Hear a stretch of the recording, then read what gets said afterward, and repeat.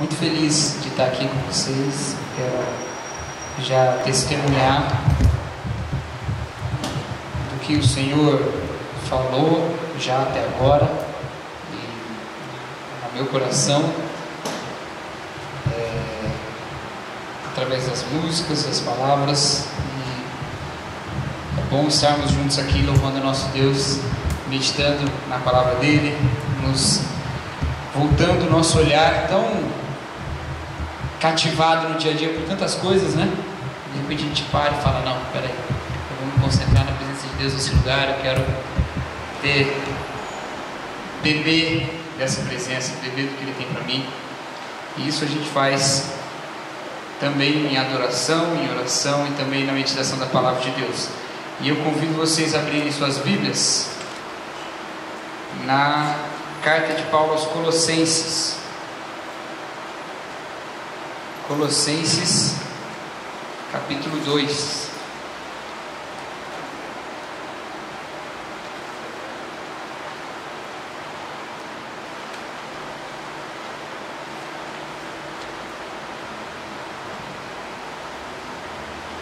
Colossenses 2, nós vamos ler a partir do verso 16.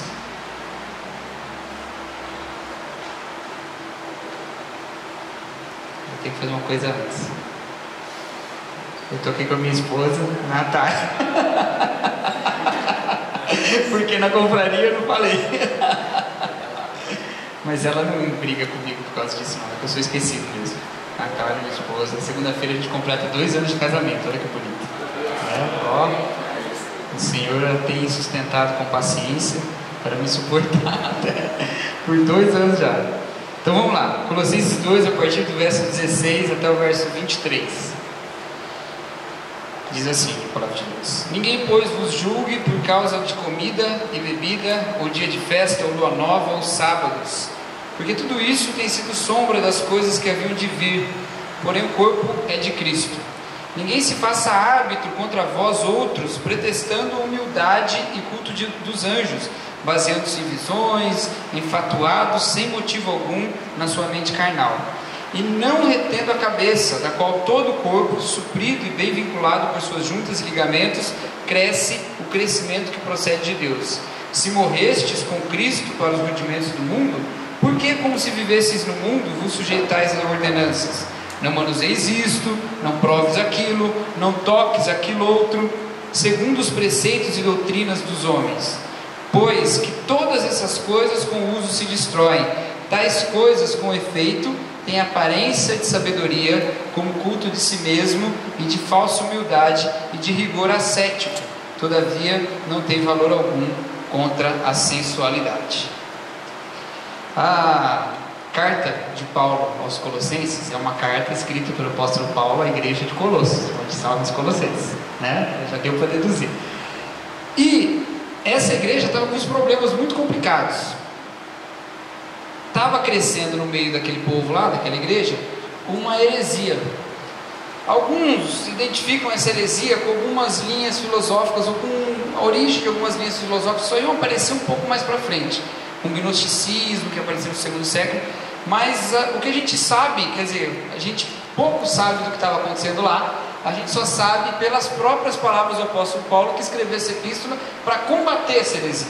Então a gente não tem exatamente uma descrição, nenhum texto dos Colossenses do que estava acontecendo ali. Nós temos Paulo combatendo, mas a gente percebe algumas coisas. E uma coisa muito interessante que a gente percebe dessa heresia que crescia lá é que eles adotavam cultos de mistério. O que é cultos de mistério? Coisas que, por certos rituais ou certas práticas, eles atingiriam certos mistérios espirituais que assim lhes dariam o conhecimento a respeito do sentido da vida e muito mais, da vida, do universo e de tudo mais. E eles então tinham esses cultos, essas cerimônias, essas práticas, essas festas, e isso também envolvia certas atitudes deles e certas proibições que eles também seguiam. os que aderiam a essas heresias. Certos alimentos que eles não podiam comer, certas práticas que eles não podiam ter, e coisas que fariam com que ele, ou melhor, coisas das quais, se eles se abstivessem, se eles se afastassem, eles teriam assim um maior acesso a esse mistério divino e a Deus mesmo. Essa que era a ideia deles. Ainda falavam de Jesus Cristo, ainda pregavam Jesus Cristo lá no meio, porque Paulo em nenhum momento dá a entender que eles tinham abandonado o nome de Jesus, mas eles estavam com essa confusão. Por que isso é uma confusão? E aí Paulo vai dizer para eles o que está acontecendo e por que isso é uma confusão. E Paulo, no primeiro capítulo de Colossenses, vai dizer: meus queridos, brothers, prestem atenção, tudo o que você podia conhecer de Deus já foi revelado em Jesus Cristo. Não tem mistério mais nenhum. Não tem mais. Não tem mais o que você faça para você subir até o céu e se apropriar de mistérios que só você vai saber, ou que só o seu grupo aí de hereges colossenses vai conhecer. Não tem. Porque Deus mesmo quis revelar-se em Jesus Cristo. E aí no capítulo 1, lá, a partir do versículo 15, você vai ver ele falando que em Jesus Cristo habitava a plenitude de Deus, que Jesus Cristo é a imagem do Deus invisível. Aquilo lá de Deus que é invisível, que ninguém viu, que está lá oculto, em Jesus Cristo você via. É lógico que é aquilo que Deus quer revelar dele, porque o próprio apóstolo Paulo escreve em outra carta que agora nós vemos a coisa como que por espelho, mas um dia nós veremos face a face. Existem sim mistérios, mas o que está guardado para Deus, está para Deus revelar quando Ele quiser, lá quando a gente souber, face a face. E o que Deus quis revelar para a gente já foi revelado em Jesus Cristo, dos seus mistérios mais profundos, já está revelado em Jesus Cristo, e é testificado no coração através do Espírito Santo, que habita em nós. É isso que ele fala para os Colossenses. E aí ele diz o seguinte, e é aí que a parte que eu queria chegar. Tudo isso aqui é só contextualização. Agora vamos falar do texto. E aí ele fala: olha, o que acontece com vocês é o seguinte: alguns de vocês têm determinadas práticas, outros falam que essas práticas são pecaminosas, e um fica julgando o outro. Uns de vocês falam o seguinte: olha, a gente precisa cumprir tal festa, a gente precisa fazer tal ritual, e assim essa pessoa vai sendo tomada como uma pessoa mais santa, mais importante, e começa a julgar as outras pessoas que não cumprem isso. E Paulo fala: vocês estão se voltando para os rudimentos do mundo, vocês estão se voltando para as coisas que são desse mundo. Sabe quando você faz lá a sua cerimônia e você come lá uma comida espiritualizada? Eu não sei qual era o rito deles, mas vamos dar esse exemplo, que é um exemplo plausível, né? Vocês dividem lá uma refeição que vocês acreditam que ao ingeri-la, aquilo te dá um saber de Deus. Pois bem, isso é coisa desse mundo. E Deus mesmo não criou essa escada para você chegar até Ele. Pelo contrário, Ele veio em Jesus Cristo para chegar até você. Você quer saber mais de Deus? Não é através desses ritos que você vai saber. Não é assim. E aí ele aperta mais ainda a coisa, porque ele fala: olha, versículo 20: se vocês já morreram com Cristo para os rudimentos do mundo, se vocês já morreram com Cristo para os rudimentos do mundo, porque como se estivesseis no mundo, vos sujeitais a ordenanças: não manuseis isto, não proves aquilo, não toques aquilo outro, segundo os preceitos e doutrinas dos homens. E é isso que eu queria falar com vocês hoje, porque estamos começando o ano de 2015 e somos todos jovens aqui, né? E jovem tem uma coisa: ano após ano o jovem está lutando as suas lutas contra as suas tentações. Ano após ano ele está lá numa queda de braços. Ano após ano ele fala: olha, eu não posso fazer isso, eu não posso fazer aquilo, Deus me proíbe a ir até tal ponto, ou a fazer tal coisa, ou a dizer tal coisa, ou a consumir tal conteúdo. Eu preciso me policiar. E com o tempo o jovem vai começando a criar na sua cabeça uma ideia de santidade. Só que ele cria na sua cabeça, e isso não fica só no jovem, isso se espalha para a sua vida de velho também. Ele cria na sua cabeça um conceito de santidade que é um conceito negativo. O conceito de santidade que a maior parte de nós cristãos temos é que santidade é não fazer o que é errado, não é? O que é ser santo? Ué, ser santo é me manter puro, é não fazer o que é impureza. Há um sentido negativo. A santidade é o não, é quando eu rejeito o que me contamina. Só que a palavra de Deus nos mostra que a santidade não é só a rejeição do mal. A santidade é um conceito positivo. Ela é fazer algo, ela é realizar alguma coisa. A santidade, e engraçado que lá no hebraico, a ideia de santidade, a palavra santidade, né, santo, kadosh, não era o separado simplesmente para deixar guardado no armário, era o separado para fazer alguma coisa. Os utensílios santificados do templo eram separados da contaminação para serem utilizados para a glória de Deus. Não só guardava no armário, olha, igual aquela louça chique que você, sua mãe tem lá na sua casa, ou sua esposa, que não pode pegar nunca, só quando é alguém muito santo aparecer lá. E aí não tem tal pessoa, então fica lá guardada para sempre. Está separado, está santificado. Não, você não é essa xícara, essa porcelana inglesa, chinesa. Não tem porcelana inglesa, né? Porcelana chinesa comprada na Inglaterra que você está esperando lá para usar para alguém. Não, você é um vaso de honra para Deus, para ser utilizado no culto a Deus. E quando eu falo para ser utilizado no culto a Deus, eu não estou falando para ser utilizado nos cultos semanais. Eu estou falando para ser utilizado para cultuar a Deus. A santidade é então um conceito positivo. É claro que é o conceito do separado. A gente não nega isso. É separado de certas atitudes, de certas impurezas. Mas essa separação não é um fim em si mesmo. E isso que é importante, é por isso que Paulo fala: vocês estão submetendo-se a ordenanças, não toque nisso, não faça aquilo outro, não vá por ali, não diga tal coisa, como se Deus tivesse chamado para isso. Deus não te chamou para fazer uma obra, Deus te chamou para não fazer outras obras, e não é verdade. Deus te chamou para que você não fizesse tais coisas, ficasse parado. E essa é a diferença entre ascetismo e santidade. Ascetismo, que ele fala, né? Lá no versículo 23, na minha versão, a sua deve estar diferente talvez, que ele fala que essas coisas têm aparência, falsa humildade e de rigor ascético. O que é o ascetismo? É eu ficar puro, eu sou incorruptível, eu sou, né?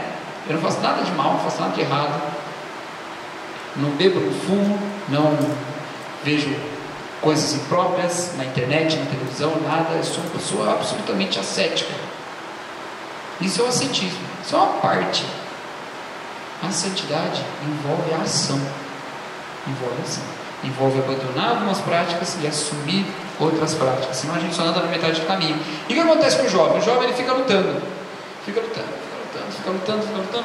aí ele cria essa ideia da santificação como uma coisa só, um aspecto negativo, e ele vai lutando, parece que ser crente é não fazer determinadas coisas, e pronto, parou, é isso, é só isso. E aí lá na frente, quando ele já venceu muitas dessas batalhas, ele não fez nada na sua juventude, ele não criou um estilo de vida de adoração a Deus. E lá na frente parece que ele concluiu a sua carreira, porque depois que você vai lá na frente, várias das suas tentações de juventude ficaram lá atrás. Você não tem mais idade para se sentir tentado a experimentar tais drogas que seus amigos te oferecem. Você não tem mais idade para, ou você já está numa vida sexual diferente que não te leva para uma tentação de você consumir certos conteúdos sensuais na televisão, na internet, onde for. E aí você fala: poxa, eu tinha tantas lutas quando era jovem, eu era Raimundo, pé na igreja, pé no mundo, e agora não, porque agora eu não faço mais nada de errado. E aí a gente tem um monte de velho na igreja que não faz nada, porque ele acha que Deus o chamou para não fazer nada. Não é que ele é uma pessoa má, ele acha que ser crente é isso, é não fazer nada, porque na juventude dele, ser crente era simplesmente não fazer as coisas erradas.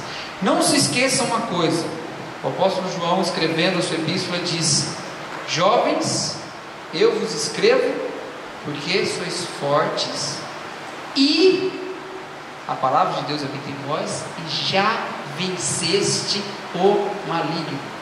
Já venceste o maligno, querido. Já venceu. Então, Não fica com isso na sua cabeça. Olha, mas enquanto eu não vencer isso na minha vida, eu não posso fazer tal coisa, eu não posso adorar a Deus, eu não posso me dedicar a tal ministério, eu não posso fazer tal coisa. Não. Luta a gente tem a vida inteira, vai ter outras lá na frente, pecados, talvez essas tentações você não vai ter mais, mas você vai ter outros pecados, outras coisas para você vencer. Mas você é chamado para fazer a vontade de Deus, a palavra de Deus habita em você, e você já venceu o maligno. O maligno já está lá atrás. Não fica se prendendo nisso, age para Deus, porque a santificação é um conceito positivo, é algo que eu tenho que fazer. E aí que o apóstolo Paulo entra no capítulo 3, quer dizer, vocês sabem que quando ele escreveu essa carta ele não dividiu em capítulos, né? Mas nós temos ela dividida em capítulos para facilitar, e o capítulo 3, Paulo vai falar exatamente sobre isso. O que é então essa santificação? E é interessante, porque ele está falando lá com aqueles colossenses que querem chegar aos mistérios profundos de Deus, conhecer a Deus profundamente e tal, e ele vai falar o seguinte: olha, Jesus Cristo é a cabeça do corpo, e vocês são o corpo, vocês já estão ligados em Cristo. Ele vai usar várias expressões que vão tocar essa ideia de que nós somos ligados com Cristo, que é um tema muito importante no escrito de Paulo, a união do crente com Cristo. Ele vai usar várias ideias. Ele fala: olha, vocês estavam nas trevas, agora vocês estão no reino do Filho do seu amor, o Filho de Deus, Jesus Cristo. Ele fala: olha, vocês são o corpo, ele é a cabeça, vocês estão ligados à cabeça que é Cristo, dele vem o alimento. E ele fala outra coisa muito interessante, ele fala: olha, o mistério, lembra que eles queriam encontrar um mistério? Paulo fala lá no capítulo 1 ainda, o mistério, muito tempo guardado, agora foi revelado. Cristo em vós, a esperança da glória. Cristo está em vocês, e isso dá a esperança da glória. E aí ele vai falar: então, se você está ligado a essa cabeça que é Cristo, se Cristo está em você, você quer conhecer mais os mistérios, você quer conhecer mais a Deus? Fácil, basta deixar que Cristo viva através de você, basta seguir essa caminhada com Ele. Quanto mais você caminha com Jesus Cristo, mais você conhece dele. E o que é caminhar com Jesus Cristo? É agir como Jesus Cristo quer agir através de nós. Lembra lá o que o próprio apóstolo Paulo escreveu em Gálatas capítulo 2, versículo 20? Crucificado com Cristo, já não vivo eu, mas sim vive em mim Jesus Cristo. Não é minha vida mais que eu vivo, agora é Jesus que vive em mim. E a vida que agora vivo pela fé em Jesus Cristo e no Filho de Deus que me amou e se entregou por mim. O chamado para a gente, o chamado da santificação, a santificação é um aspecto positivo, porque a santificação é Cristo vivendo através de nós. A santidade é Cristo vivendo através de nós. Essa é a santidade. E quanto mais espaço Cristo tem para viver através da sua vida, mais você conhece de Jesus Cristo e de Deus, mais você cria esse vínculo com Jesus Cristo. E aí ele vai começar a dar algumas dicas aqui, e ele usa uma figura muito interessante, a figura da roupa, porque a ideia do apóstolo Paulo é o seguinte: você já está salvo, você conhece Jesus Cristo, Cristo habita em você, você é transformado, mas você precisa se vestir adequadamente com essa transformação que você sofreu. Se vestir do quê? De obras. Por isso que ele vai falar, versículo 3, lá no capítulo 12: revesti-vos, pois, como eleitos de Deus. Revesti-vos, pois, como eleitos de Deus. O que ele está dizendo? Olha, você é uma pessoa diferente, então use roupa que condiz com essa diferença, mas não roupa de tecido, atitudes que condizem com a sua nova vida. Você foi chamado para a festa do céu, então vistas adequadamente. Lá no Apocalipse é muito interessante, tem uma paridade muito bonita entre os escritos de João e os escritos de Paulo, porque João viveu em Éfeso, Paulo escreveu para Éfeso, Paulo ficou 3 anos em Éfeso, e João escreve toda a sua literatura no fim do primeiro século, bem depois de Paulo. Então ele usa várias coisas, e lá em Apocalipse Deus se revela para João mostrando que a igreja aparecia como noiva ataviada ou enfeitada, e esse enfeite eram as obras dos santos. as obras como vestimenta. Você foi chamado para a festa do céu. Outro texto bíblico também do apóstolo Paulo, Efésios capítulo 4, versículo 1, fala: rogo-vos, pois eu, prisioneiro de Cristo, que andeis de modo digno da vocação que fosse chamado. Ou seja, você foi chamado para uma vocação do céu. Deus chamou para o céu, vamos para o céu. E aí você então vai andar de maneira digna dessa vocação. E aí ele vai falar: então arranca essa roupa aí, capítulo 3, arranca essa roupa que você está usando, abandona aí essas obras que você está fazendo, essa roupa de atitudes, e vista uma roupa nova. Versículo 5 do capítulo 3: fazei, pois, morrer a vossa natureza terrena, prostituição, impureza, paixão lasciva, desejo maligno e avareza, que é idolatria. Por essas coisas é que vem a ira de Deus sobre os filhos da desobediência. Ora, nessas mesmas coisas andastes vós também noutro tempo, quando viveis nelas. Agora, porém, despojai-vos igualmente de tudo isso. Despojai. Tira essa roupa, joga fora. Que roupa que é essa? Ira, indignação, maldade, maledicência, linguagem obscena do vosso falar. Não mintais uns aos outros, uma vez que vos despistes do velho homem. Olha aí a ideia da roupa de novo, com os seus feitos, e vos revestistes do novo homem, que se refaz para o pleno conhecimento, segundo a imagem daquele que o criou, no qual não pode haver grego, nem judeu, nem circuncisão, nem incircuncisão, bárbaro, cita, escravo, livre, porém Cristo é tudo em todos. Tira todas essas obras. Maledicência, joga fora. Ira, joga fora. Linguagem obscena do vosso falar, joga fora. Joga tudo isso fora. Agora, calma. Esse não é o fim. Porque se você acha que esse é o fim, você vai cair no erro lá do final do capítulo 2. Isso tem aparência de piedade, mas nada pode contra a sensualidade, contra os desejos do coração. Essa não é a parte toda, essa é só uma parte.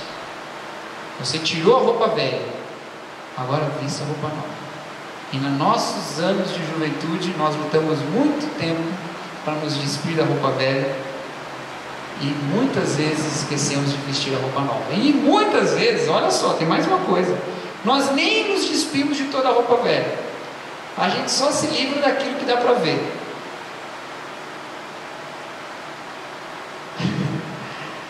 Só livra daquilo que dá para ver. Ou seja, eu tiro a camiseta do cigarro que eu fumava, porque dá para ver, para ver sentir o cheiro da minha mão, da minha boca. Eu tiro a calça do, sei lá, alguma coisa que dá para ver, da promiscuidade.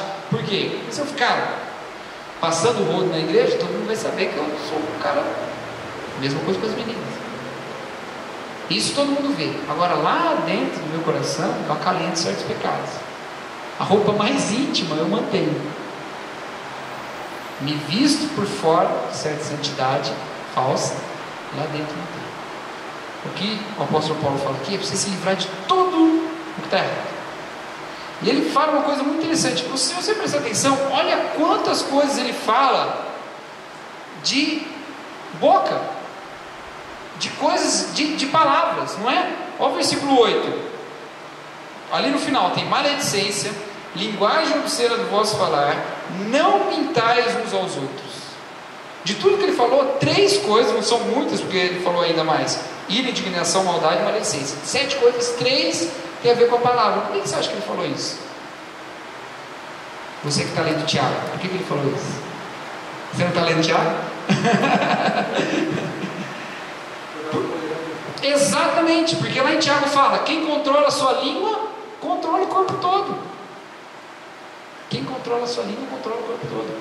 Querido, sabe aquela pessoa que você não suporta? Eu tenho uma má notícia para você: a Bíblia não te dá permissão de não suportar. Sabe aquela pessoa que você odeia? Então, você não pode odiar. Não pode. Tem que perdoar, tem que chegar até amar. E vai ficando cada vez mais difícil, até o ponto que você tem que morrer por ela. É assim mesmo. Sabe qual é o primeiro passo para você mudar isso na sua vida? Parar de falar mal dela.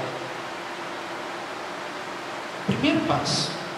E na hora que você parar de falar mal dela, é um esforço tão grande parar de falar mal de alguém, você já começa a trabalhar um monte de coisa no seu coração. Eu estou falando isso com experiência própria, tá? Segura ali. Maledicência. Segura. Não fica maldizendo as pessoas. Segura. Isso vai começar a mudar o seu coração. Bom, tem outros passos para você resolver isso na sua vida, mas a primeira é essa. Primeira coisa, né? Se você segura a sua língua, lembra o texto bíblico que diz: as más conversações corrompem os bons costumes. Você começa a falar mal, você começa a fazer coisas erradas. Continuando, ele falou: maledicência, linguagem obscena de vosso falar. Você fica falando muita sacanagem, você acaba corrompendo isso também.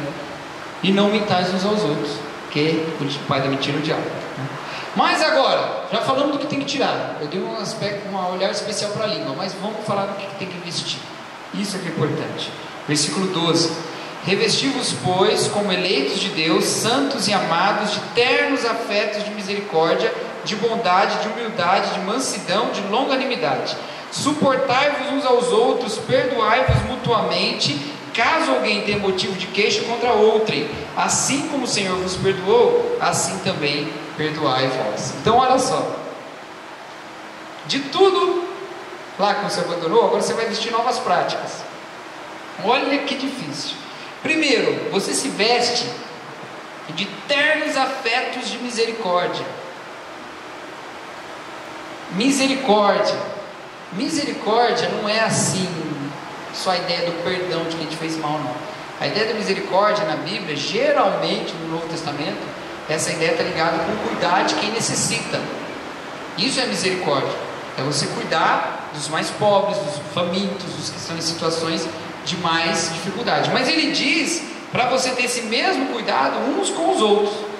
Se revista de ternos afetos de misericórdia uns para com os outros, de bondade, de humildade, de mansidão, de longanimidade. Tudo ao contrário do que eu tinha dito antes, do que você deixou para trás. Antes era ira, era maldade, era maledicência, e agora? Mansidão, bondade. Adota esse estilo de vida, meu querido. Adota esse estilo de vida. Larga a mão de ser violento, larga a mão de ser mal. A gente é mal às vezes, a gente não gosta de se ver como mal. A gente é cruel. A gente gosta às vezes de dar uma detonada na vida do outro. Não pode. Larga a mão disso. Se vista de bondade, de humildade, que as pessoas olhem para você e vejam essa roupa.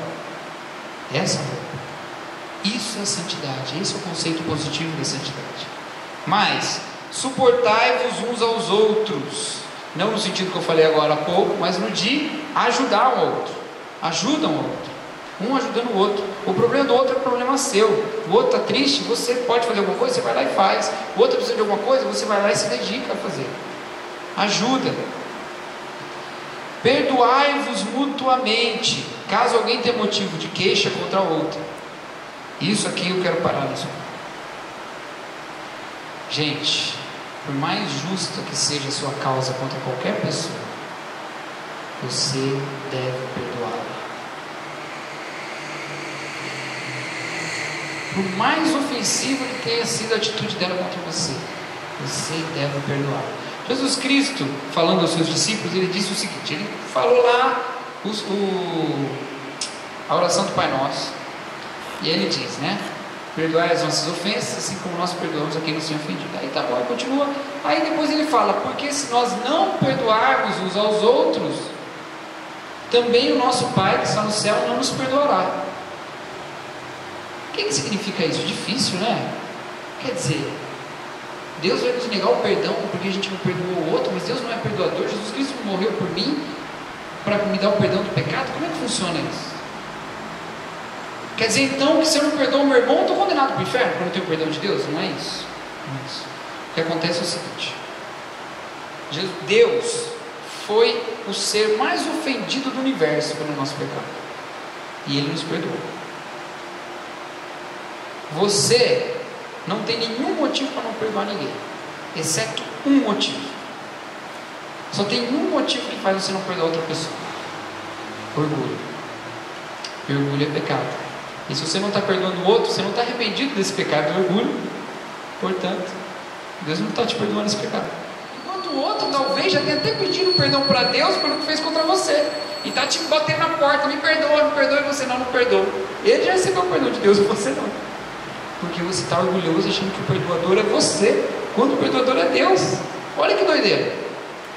Desmond Tutu, arcebispo, eu acho, lá da igreja anglicana na África do Sul, ganhador do Prêmio Nobel da Paz, grande ativista na causa do fim do apartheid junto com Nelson Mandela. Ele disse uma coisa, e eu acho muito bonito isso: o perdão é uma... deixa eu falar direto. O perdão é um presente que abençoa tanto quem dá quanto quem recebe. O perdão é um presente que abençoa tanto quem dá quanto quem recebe. Quando você não perdoa alguém, você está se envenenando. Está se envenenando. Quando você perdoa alguém, você foi abençoado pelo próprio perdão que você deu. E o outro também por estar sendo perdoado. Perdoe uns aos outros. Tudo isso é lindo, tudo isso é maravilhoso, tudo isso é incrível. Falta só a coisa mais importante, versículo 14, para a gente caminhar para o final. Acima de tudo isto, porém, esteja o amor, que é o vínculo da perfeição, ou que é o elo perfeito. O amor é o elo perfeito, é o vínculo da perfeição. O que quer dizer isso? Primeiro, o amor é o elo perfeito entre nós. Não tem forma mais elevada de convivência entre nós seres humanos que não seja em amor. Não tem. Tanto que o amor de marido e mulher é o mais próximo que Deus utiliza para nos explicar qual é o amor de Jesus Cristo pela igreja. Você quer entender como Jesus Cristo ama a igreja? Então, está vendo você e sua esposa? É isso aí. É o mais próximo que você vai entender. O amor é a forma mais elevada de convivência, é o vínculo perfeito entre os seres humanos, mas é mais do que isso. Nós cantamos agora há pouco um texto bíblico, e eu já ia citar esse texto. Inclusive, deixa eu fazer um parênteses aqui. É muito legal que várias das músicas que a gente cantou hoje são praticamente textos bíblicos literais. Vocês repararam isso? Inclusive os dois últimos, muito legal, porque o penúltimo era Gênesis e o último era Apocalipse, né? Foi muito legal mesmo. A gente quase passou a Bíblia inteira aqui só no Momento Cante. Vocês estão de parabéns também pela escolha, né? E também dos que não eram literais da Bíblia, muito bonitos também, muito legal. Mas deixa eu falar uma coisa. Um dos textos que a gente cantou é lá naquele momento que Jesus Cristo está sentado com os discípulos, lá no final do Evangelho de João, e Jesus Cristo fala um monte de coisa ali. É bem lindo aquela passagem, né? Se você pega ali a partir do capítulo 13 para frente, até o 17, quando ele vai fazer a oração sacerdotal, é um bate-papo riquíssimo ali, é lindo. E uma das coisas que Jesus disse ali foi: aquele que tem os meus mandamentos, os guarda, esse é o que me ama, que é o cântico que a gente cantou. Aquele que me ama será amado por meu Pai, e eu também o amarei e me manifestarei a ele. Olha só, eu falei que o amor é o vínculo perfeito entre nós, mas o amor também é o vínculo perfeito entre nós e Deus. Quem tem os meus mandamentos e os guarda, esse me ama. Jesus Cristo falando isso. Então a gente cumpre os mandamentos de Jesus Cristo, a gente faz o que Jesus Cristo quer que a gente faça, nós o amamos. Legal. Aquele que me ama será amado por meu Pai. Opa, a gente ama Jesus Cristo e Deus nos ama. E eu também o amarei. 3. Legal. 3 vias de amor aí. Eu amando Jesus Cristo, Deus e Jesus me amando. E me manifestarei a Ele. O ambiente da manifestação de Deus é um ambiente do amor, do seu amor para conosco, do nosso amor para com Ele. Mas eu ainda não terminei. Porque quando ele fala aquele que tem os meus mandamentos e os guarda, de que mandamentos Jesus Cristo está falando? Um pouquinho antes, na mesma cena, no capítulo anterior, se não me engano, ele disse, porque foi naquele momento que Jesus Cristo disse para eles: um novo mandamento vos dou, que vos ameis uns aos outros. Ele falou: vou dar um mandamento para vocês, amem-se, amem-se. Aí lá para frente ele fala: olha, quem tem os meus mandamentos? Aí ele diz: opa, ama uns aos outros. Esse me ama, eu amo, Deus o ama e eu me manifestarei a Ele. É um mar de amor. É a gente amando um ao outro, Deus nos amando, nós amando a Deus, é uma beleza. É uma beleza. E nesse contexto, Jesus Cristo se revela, se manifesta a nós. Lembra lá o que vocês estavam pensando? Que eles iam conhecer Jesus Cristo cumprindo certos rituais, buscando certos cultos de anjos, certas palavras de mistério. E Paulo falou: faz o que Jesus manda. E o versículo 14: mas acima de tudo esteja o amor, que é o vínculo da perfeição. Faz o que Jesus manda e ama. E quando você ama, você cumpre tudo isso. Jesus Cristo revela a você. Quer conhecer mais de Deus? Ame. Quer ser santo? Seja um santo positivo. Viva. Deixe Jesus Cristo viver através de você. Deixe Jesus Cristo viver através de você. Amém? Vamos orar? Vai ter mais uma música depois? Não?